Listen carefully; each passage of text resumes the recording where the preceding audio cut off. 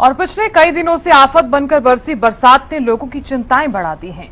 लेकिन हाल ही में कुछ राहत की खबर ये सामने आई है कि हथेनीकुंड बैराज से फिलहाल राहत की खबर है। करीब 105 घंटे लगातार हथेनीकुंड बैराज से पानी छोड़े जाने के बाद अब सभी 18 गेट बंद कर दिए गए हैं, लेकिन भूमि का कटाव लगातार जारी है।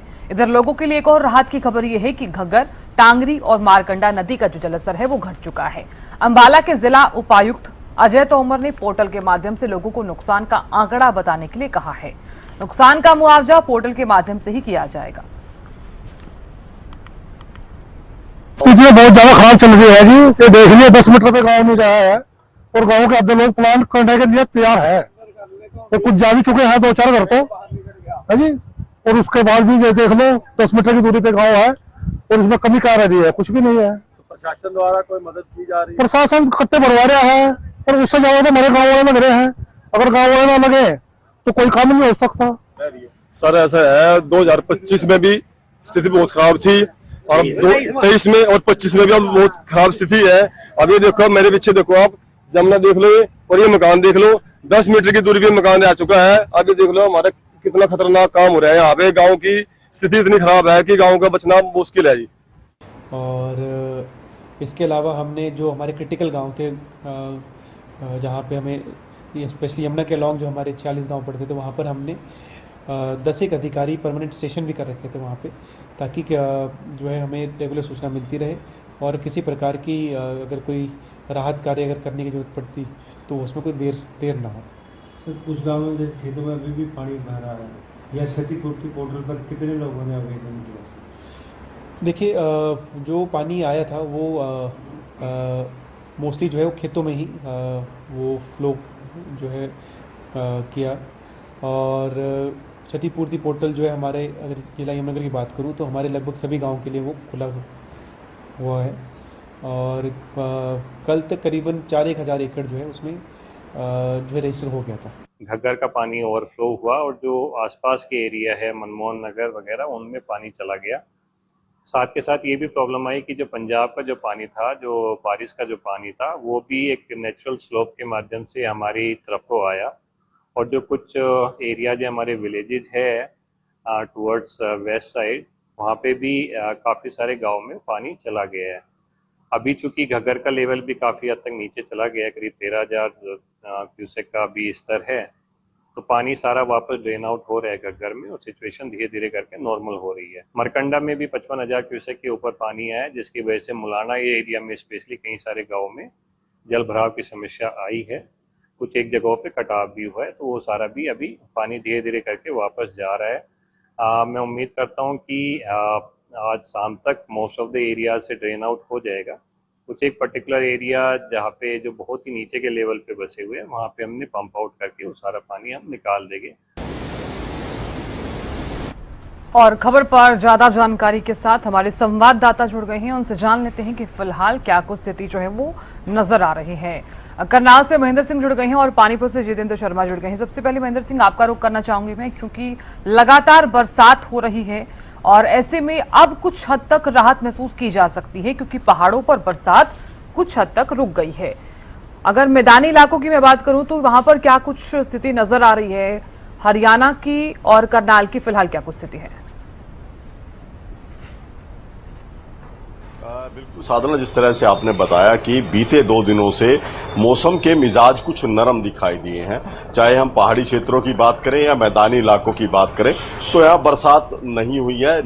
कुछ इलाकों में हल्की बारिश जरूर हुई थी, लेकिन जो मूसलाधार बरसात बीते दिनों में जारी हुई थी वो अब नहीं हो रही है। तो जाहिर सी बात है इसका असर दिखाई भी देने लगा है। जहां शहरी क्षेत्रों में जल भराव की स्थिति थी, अब वहां से जल निकासी हुई है। बरसाती पानी जो रुका हुआ था उसके निकासी के प्रबंध भी किए गए हैं। वहीं बात करें यमुना नदी की, कि जिस तरह से पहाड़ों में बरसात हो रही थी उसके बाद यमुना में जल स्तर जो है लगातार बढ़ता हुआ दिखाई दे रहा था, उस पर भी बीते 2 दिनों में कुछ ब्रेक लगी है। क्योंकि अभी जो यमुना का जो जल स्तर है, हम यमुना में जो बात करें, करीब 1 लाख क्यूसिक के आसपास जो है वो पानी छोड़ा गया है।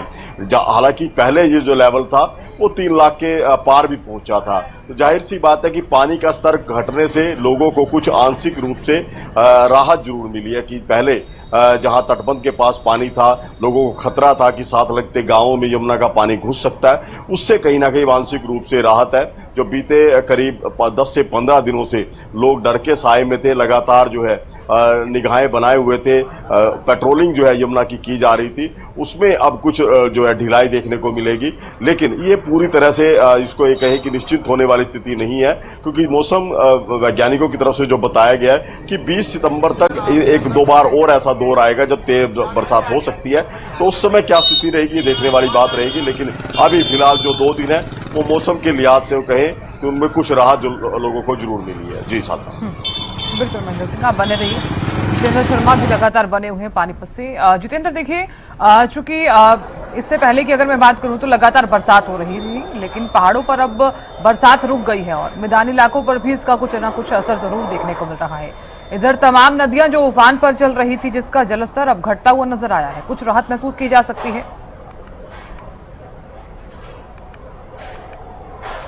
बिल्कुल बिल्कुल, इसमें कोई शक नहीं साधना कि जिस तरीके से देखिए यमुना का जो जलस्तर था लगातार बढ़ रहा था, लेकिन पिछले हम 2 दिन से देख रहे हैं कि 2 दिन से जो है बारिश चाहे कहीं भी कहें आप पहाड़ी क्षेत्र हो या तमाम क्षेत्र हो, वहाँ पर जो है बारिश नहीं हुई है और अभी आगे ऐसी संभावना भी नहीं बताई जा रही। लेकिन फिर भी जो है यमुना जो है यमुना के अंदर पानी काफ़ी है, उसको लेकर जो है थोड़ा सा जो है प्रशासन की तरफ से भी अलर्ट रखा गया है। लेकिन अब फिलहाल जो स्थिति है प्रशासन के सामने, वो स्थिति ये है कि इस जिन किसानों का नुकसान हुआ है उनको किस तरीके से करेंगे, और धीरे धीरे जो पानी जाता है उसके बाद भी कुछ इस तरह की परिस्थिति हो जाती है कि उसके बाद जो है एकदम से लगातार किसान उस जमीन में नहीं जा सकते, क्योंकि वहाँ पे दलदल हो जाती है और चिकनाई होने के कारण लोगों को काफी दिक्कत का सामना करना पड़ता है। तो ये किसानों पर, आम लोगों पर जो है राहत का विषय है कि इस समय जो है पहाड़ों में बारिश नहीं हो रही और ऐसी कोई संभावना भी नहीं बताई जा रही कि जिससे जो है आने वाला समय कष्टदायक हो। लेकिन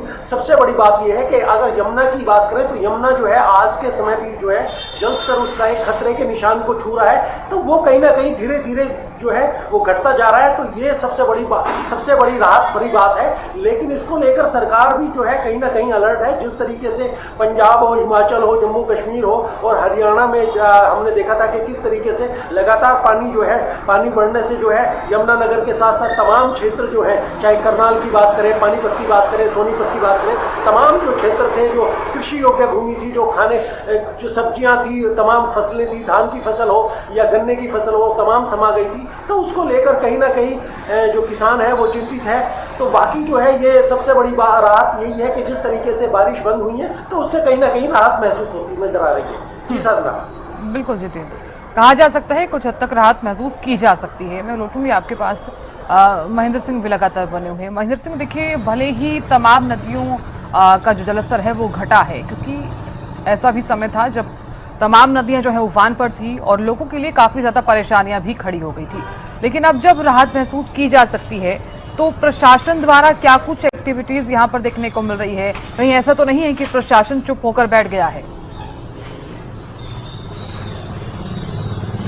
देखिए साधना, नदियों का जलस्तर भले ही घटा हो, लेकिन जो नुकसान हम कहें कि बाढ़ जैसे हालातों की वजह से हुआ था, या अभी जिस तरह से जो पानी का फ्लो कम होगा, उसके बाद जो भूमि का कटाव होगा, खेतों की मिट्टी जो कटेगी, वो खतरा अभी भी बरकरार है। यमुना से लगते जो इलाके हैं, यमुना के अंदर जो खेती का क्षेत्र है, जहाँ पर खेती की जाती है, जहाँ पर फसलें खड़ी थी, वो फसलें तो खैर बर्बाद हुई हैं, लेकिन अब भूमि कटाव का एक बड़ा खतरा है, क्योंकि जैसे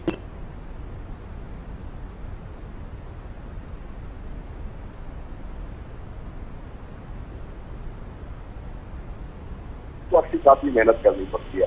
तो इसके लिए भी लगातार जो किसान जो है सरकार से मांग कर रहे हैं कि उनकी कटाव को रोकने के लिए कुछ न कुछ प्रबंध किए जाए। हालांकि सिंचाई विभाग की टीमें अभी भी अलर्ट है, लगातार पेट्रोलिंग जो है वो यमुना नदी पर की जा रही है। इसके अलावा जिन खेतों में जो नदी से बाहर का इलाका है, जहाँ पर धान की, सब्जियों की या दूसरी फसलें उगाई गई है, वहां पर भी बरसाती पानी मौजूद है। कई फील्ड जो है खेतों में पानी खड़ा है मौजूद है, कई फील्ड जो है खेतों में पानी खड़ा है। यदि पानी ज्यादा समय, लंबे समय तक रहता है तो इसका सीधा असर फसल के उत्पादन पर पड़ेगा। इसको लेकर भी कृषि विभाग की तरफ से किसानों को जागरूक भी किया जा रहा है, उनको तमाम तरह की सुविधाएं भी दी जा रही है कि किस तरह से अपने खेतों से वो बरसाती पानी की निकासी जल्द से जल्द कर ले, ताकि फसल के उत्पादन पर इसका कुछ असर ना पड़े। तो अभी प्रशासन जो है बिल्कुल भी इसमें कोई ढिलाई नहीं बरत रहा, क्योंकि अभी